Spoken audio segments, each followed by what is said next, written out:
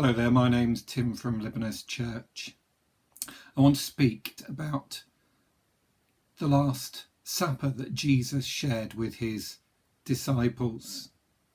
It was the day before Jesus was crucified, and what he was doing was sharing in the traditional Jewish meal of Passover. Jesus says to his disciples that he's eagerly waited to share this meal with them. It reminded me of our current situation in lockdown. A meal is one of those things that we've taken for granted to be able to have with our friends and our relatives. And often it's a special meal, a party or a celebration meal, or something that marks a special an occasion. And we love that, to have your juices working, as it were, and to be ready to eat. It helps you to relax, and it's a great yet an ordinary way in many senses of celebrating.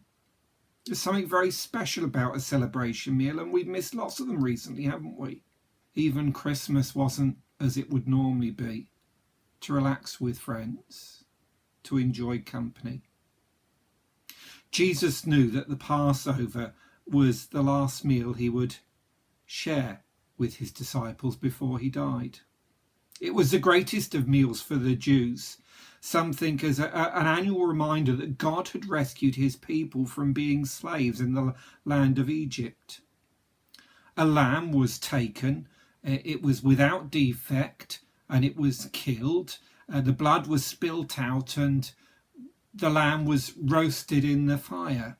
The house was marked, painted with the blood of the lamb, and the lamb was to be eaten by the people within the house. And God said that when he saw the blood marks, or the angel of death saw the blood stains, that the angel of death would pass over that house. Jesus now takes two common elements that many of us have in our homes. Bread.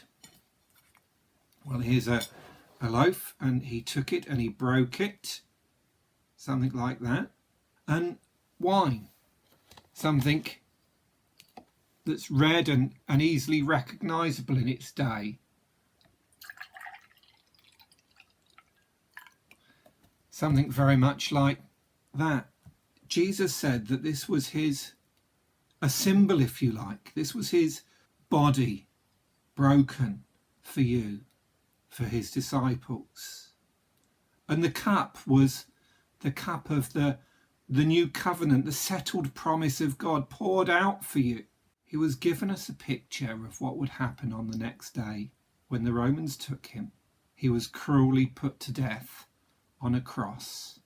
Nails were banged in his hands and feet, and blood poured out. His body was broken and his blood was shed. Jesus said to his disciples, I'm giving you these elements. This is my body broken for you, and this is my blood shed for you. By doing so, Christians recognize that Jesus died for them. I wonder, can you say without reservation, Jesus died for me? This meal to the Christian is more than a history lesson or a religious ceremony. It's a reality. His death is what gives me life. That's why he gave it for me. Well, I hope that you would have a good Easter and know something more of the life that Jesus gives.